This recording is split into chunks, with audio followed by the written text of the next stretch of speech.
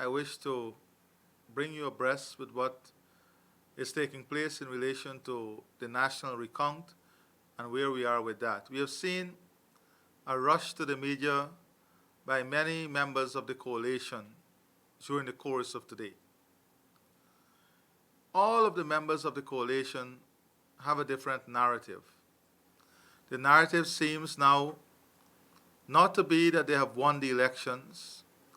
The narrative seems now not to be that they're going to respect the outcome of the recount.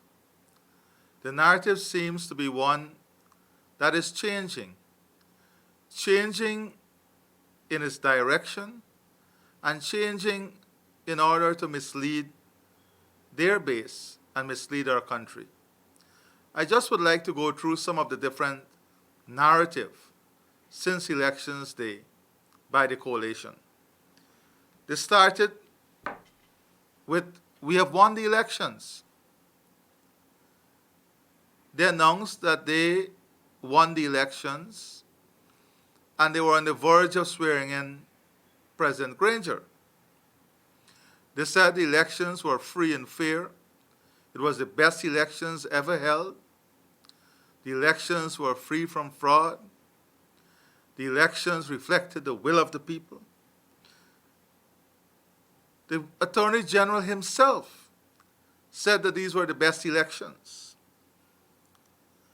Then when we were heading into the recount, their narrative was, the PPP is afraid of the recount. The PPP don't want the recount to take place. And then they had a narrative, every vote must count, we want the recount. We are now seeing that narrative also changing. The narrative that they once said, everyone must live by the outcome of the recount.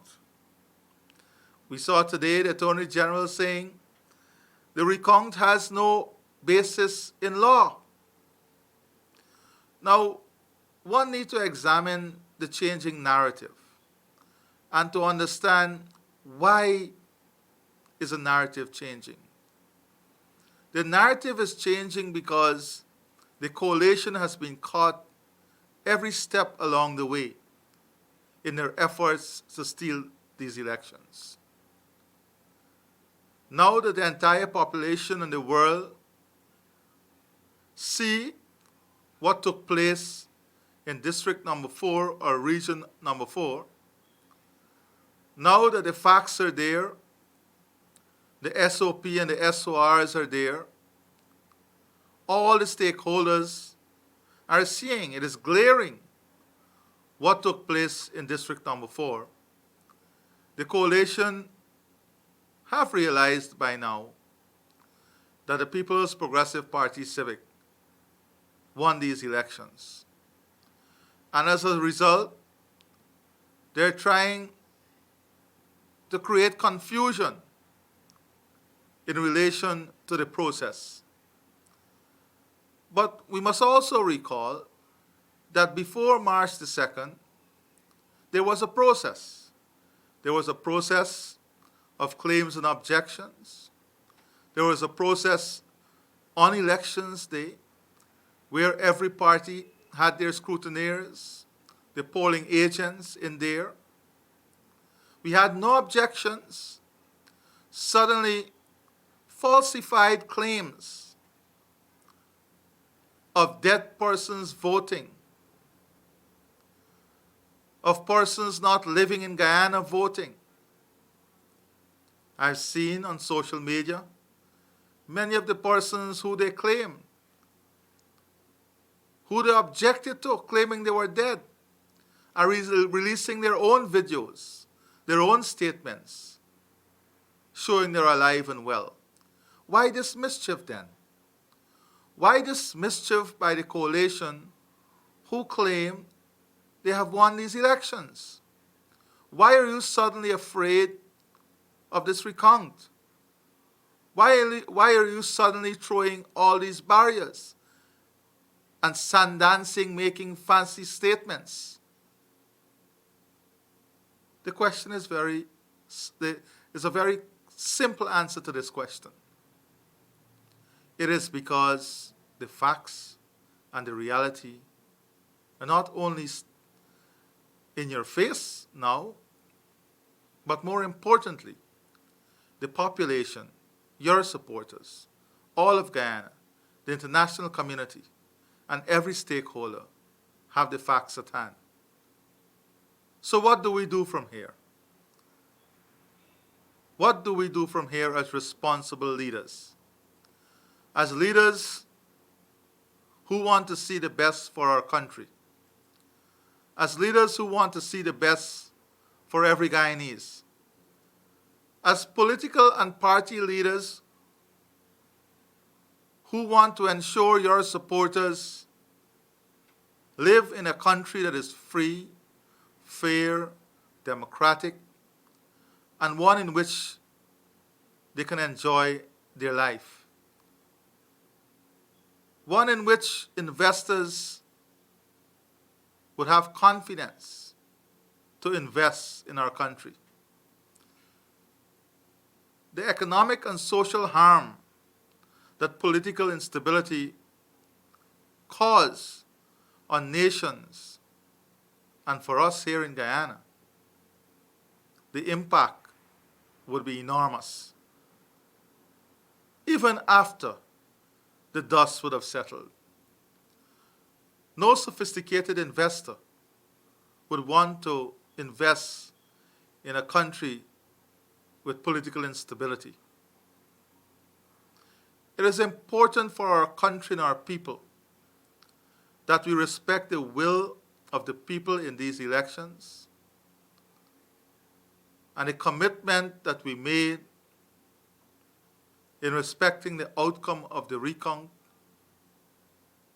once completed in a transparent, fair, and free manner. It must not be a commitment that is now wished away because the coalition are faced with the reality.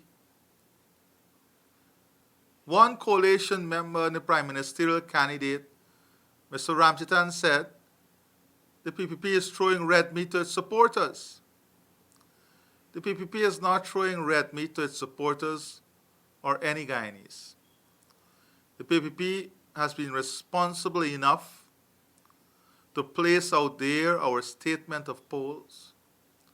We have been responsible enough to place out there the statement of recount so that all of Guyana can have the facts. All of Guyana can do their own analysis. That is why in doing their own analysis, Guyana is saying to the coalition, let us stop this nonsense and move forward in building our country and securing the lives of our people.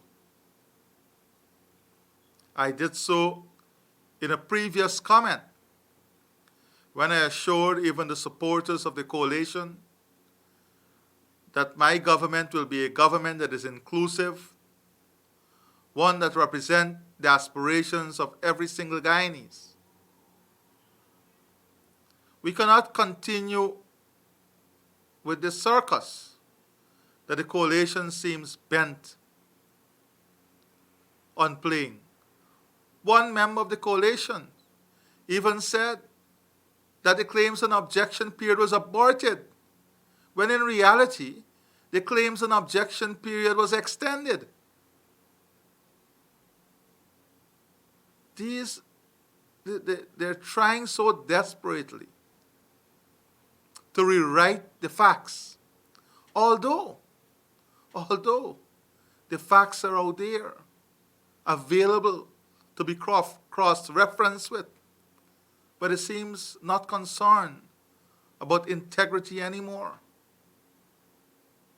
Today, during the tabulation process, the parties in the tabulation would have requested the certificate at the end of the tabulation, and at the end of the tabulation for Region 1, and for those parties and everyone present there to sign off so that the declaration for Region 1 would have been completed. In one of the press briefings, the PRO was asked this very question, and she said, it is automatic. Today, however, after the tabulation of Region 1, this request was made, and the parties were told they have to await a clarification by GCOM tomorrow on this issue, when it is very clear in the order what has to take place. Let me point to number 10 in the order.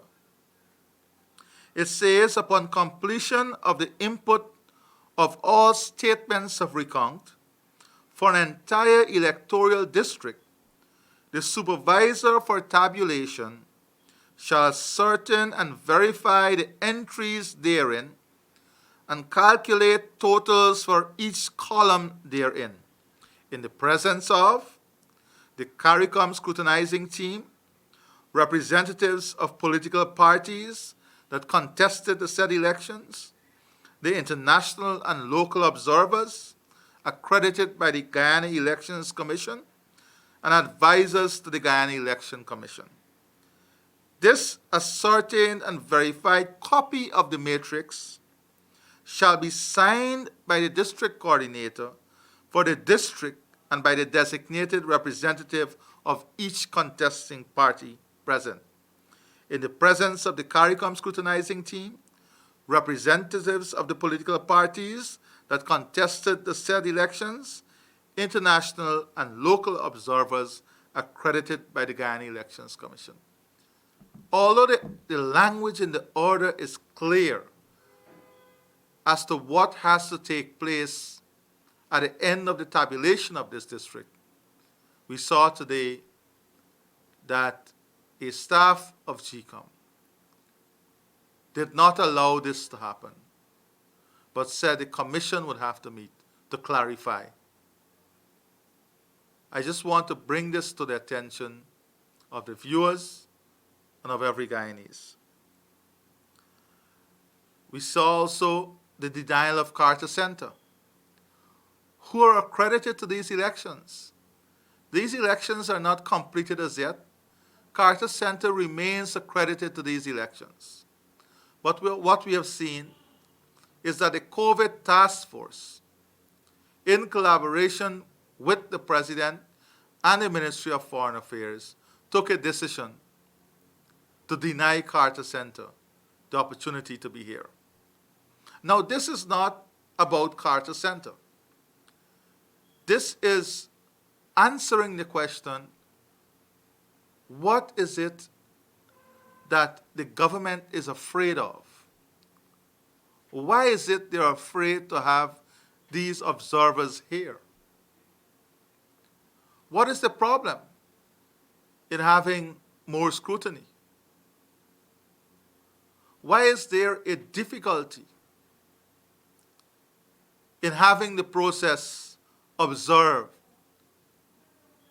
by the Carter Center? These are questions that are puzzling.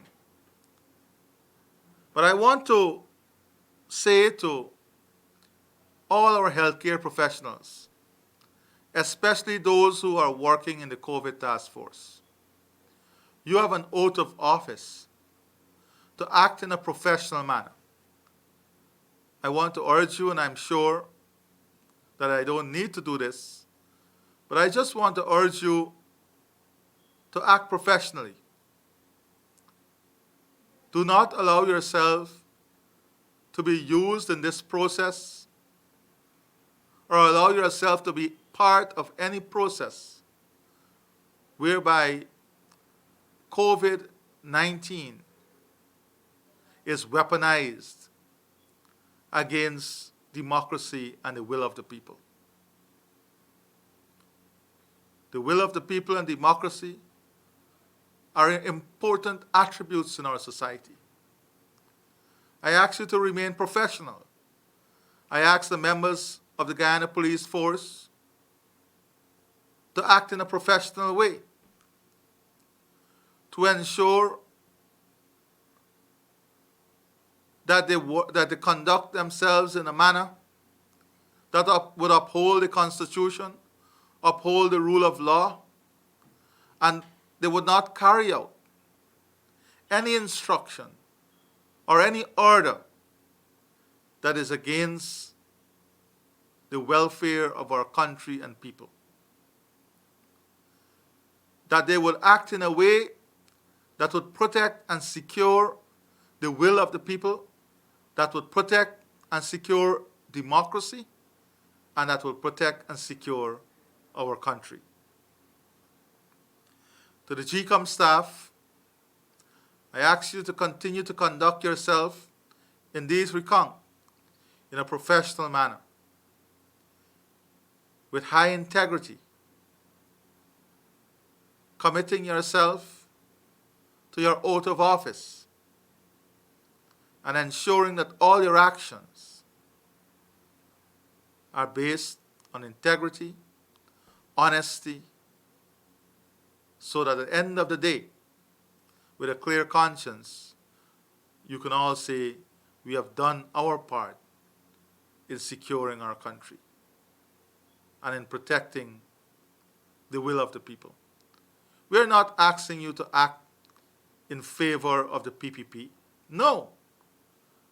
We don't want you to act in favor of any political party. We want you to be independent, professional, and conduct yourselves and carry out your functions with your head held high with the highest level of integrity. We are confident that you're capable of this. We are confident that you're capable of doing this for your country. And we hope that GCOM itself, the Commission itself, can move forward with the additional stations so that we can complete this exercise not far outside from the original time frame of 25 days. Our country has been stalled for too long. The uneasiness in our society is having a great impact. Businesses are at a standstill. Investments are at a standstill. We have a responsibility.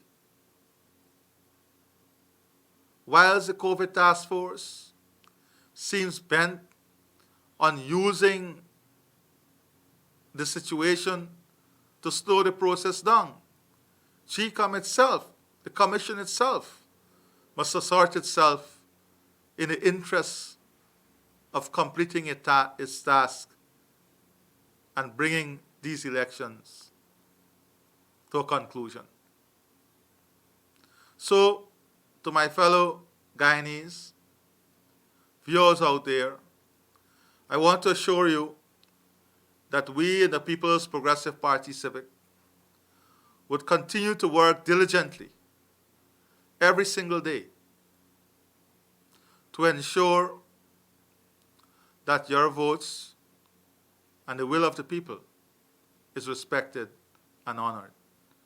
Thank you very much. God bless you. Let us focus on building our country. Very shortly,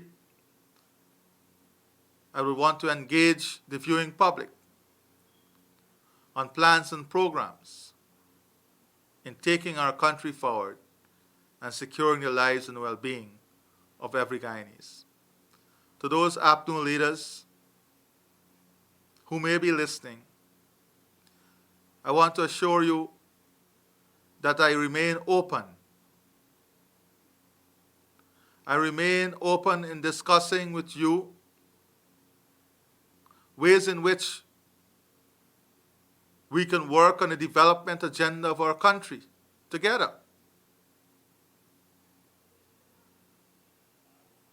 But you must also help in ensuring that the legitimate government is sworn in and assumes office. You have a role. And to those leaders who understands the reality and who understands that our country should be foremost, I ask you to add your voice in ensuring that our country wins. Guyanese wins at the end of the day. Thank you very much, and God bless you.